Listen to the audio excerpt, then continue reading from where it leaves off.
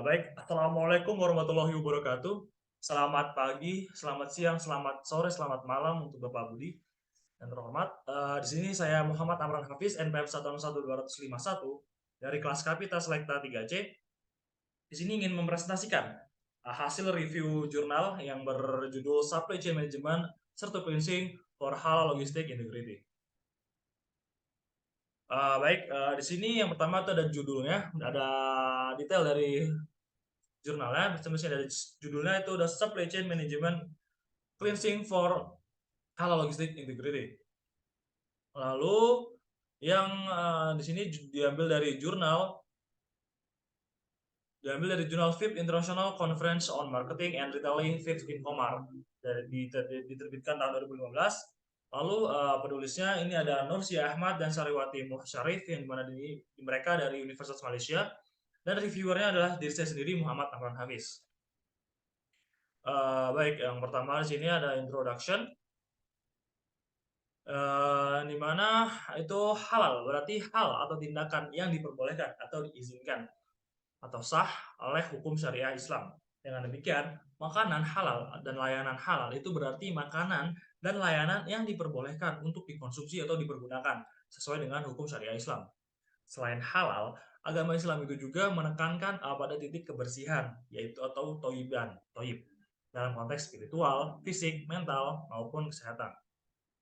Manajemen halal itu mengatur tidak hanya untuk produksi atau manufaktur makanan, tetapi itu juga manajemen halal juga mencakup sumber atau asal dari bahan baku tersebut, halalnessnya, pergerakan, transportasi, proses distribusi, ataupun yang lainnya dari hulu hingga ke hilir, origin ke end user harus memenuhi persyaratan dari halal tersebut.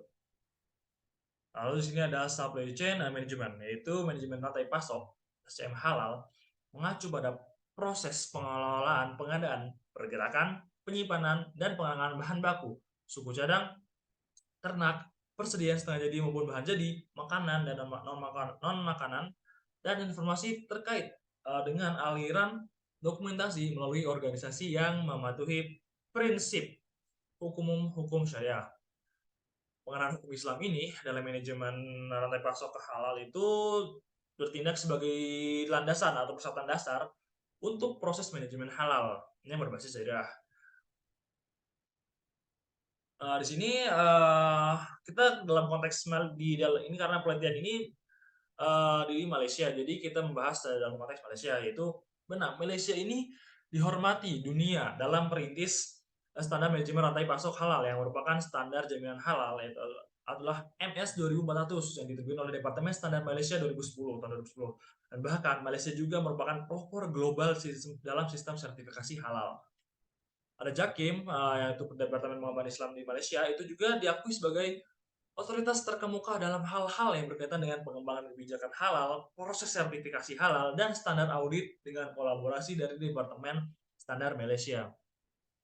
Untuk tabel di bawah ini itu adalah Malaysian Halal Standard yang di dalam MS 2400 tahun 2010. Itu adalah persyaratan untuk persyaratan standar dari halal. Yang part 1 itu halalan toiban, persyaratan untuk transportation of good, yaitu adalah transportasi barang dan layanan rantai kargo. Yang part 2 itu persyaratan untuk warehousing, itu pergudangan dan aktivitas yang berkaitan. Dan yang part 3 itu persyaratan tentang retailing. Lalu halal logistik, di sini kita membahas halal logistik. Keberhasilan industri halal bergantung pada kemampuan dari manajemen layanan logistik itu dalam memastikan integritas produk halal tersebut. Semua produk halal harus sesuai dengan hukum syariah Islam.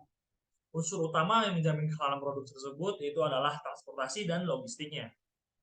Prinsip dasar transportasi halal adalah memastikan pemisahan fisik kargo halal dari kargo yang non halal dalam transportasinya.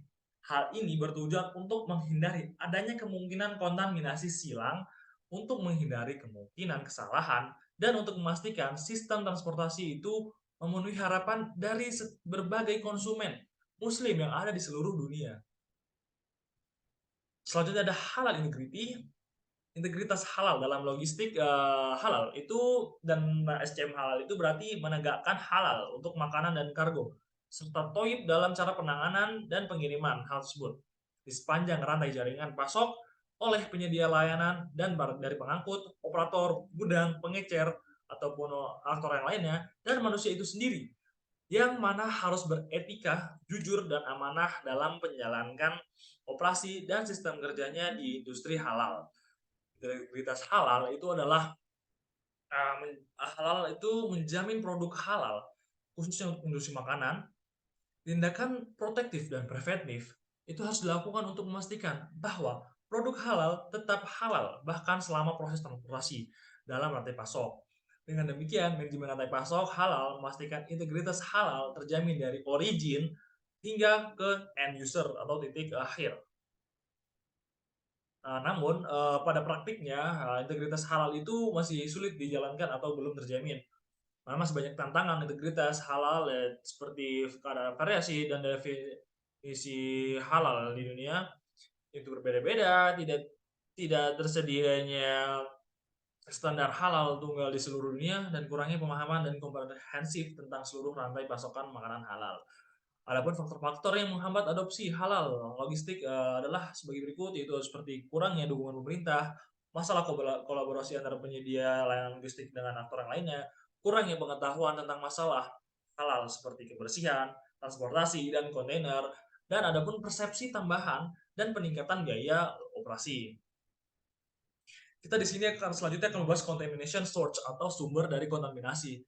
Dalam konteks halal supply chain dan halal logistik, kontaminasi adalah setiap zat yang tidak halal atau merugikan atau mudarat yang ditambahkan secara sengaja atau tidak sengaja yang membuat produk halal itu menjadi tidak halal atau haram. Probabilitas kontaminasi dapat terjadi pada setiap proses rantai pasok halal, baik itu dari transportasi, gudang, operasi retail, dan lain-lainnya. Dan jika terjadi kontaminasi, operasi logistik itu perlu melakukan tindakan maupun perbaikan ataupun pencegahan untuk memastikan kepatuhan dari halal dan syariah Islam. Salah satu dari mekanisme pengendaliannya yaitu adalah pembersihan ritual syariah dengan syariah, atau bisa disebut juga dengan prosedur pembersihan sertu atau sertu cleansing. Jadi, apa sih syariah sertu cleansing ini? Yang ini syariah sertu cleansing dalam MS 2400 standar itu adalah kemungkinannya adanya sumber kontaminasi, dan jika adanya najis yaitu dari anjing atau babi dan turunannya ataupun yang lainnya pada kegiatan logistik halal, ataupun adanya bukti penanganan sebelumnya atas produk atau kargo yang tidak halal yang kita ketahui. Atau ada bukti kontaminasi silang karena penyimpanan yang campuran, silang, atau kesalahan dari manusia tersebut itu sendiri. Bagian ini menekankan pada operasi pembersihan. Jadi pembersihan ini menekankan untuk najis yang berat atau mughalazoh yang relevan dengan operasi pengangkutan. Biasanya berrelevan dengan pengangkutan peti kemas ataupun proses ini disebut proses-proses yang memungkinkan terjadinya ada kontaminasi silang seperti dalam kargo, dalam peti kemas, ataupun dalam gudang, dalam warehousing itu sendiri.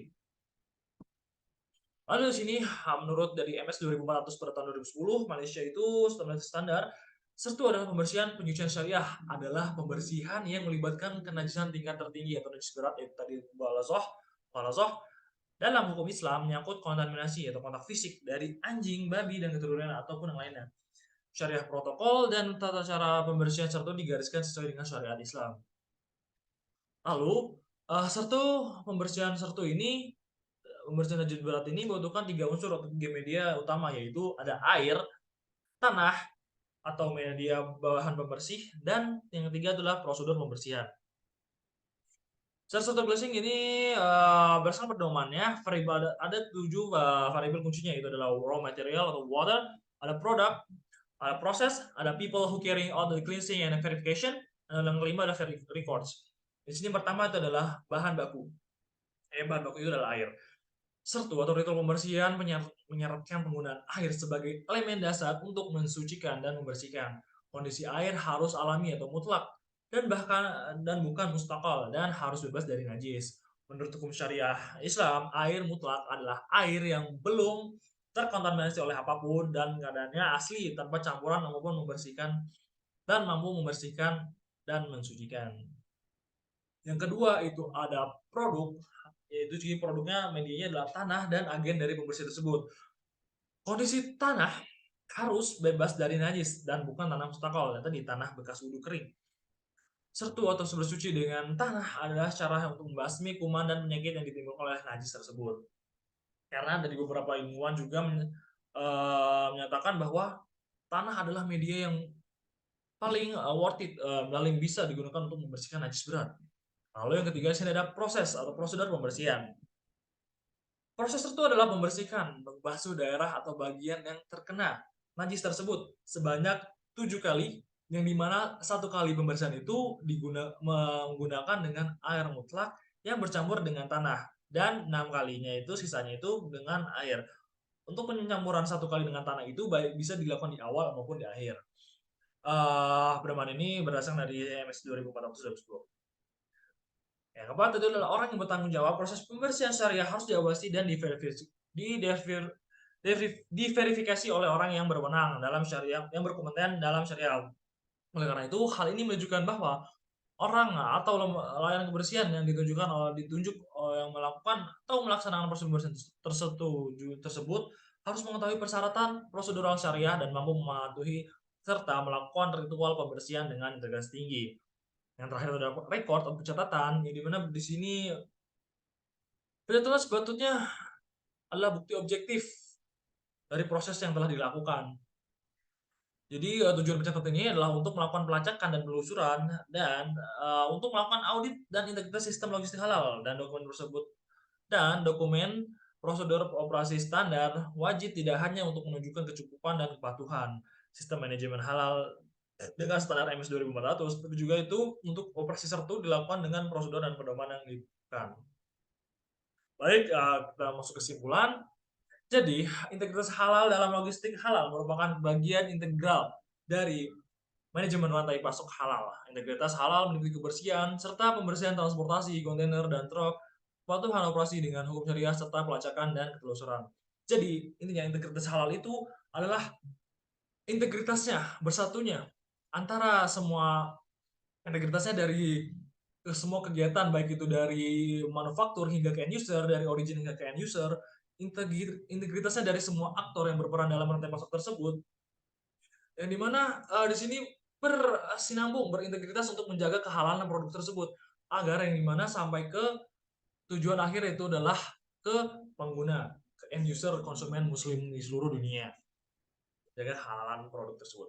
Lalu, untuk melaksanakan sertu, itu kita membutuhkan pemahaman yang mendalam tentang syariat syariah Islam.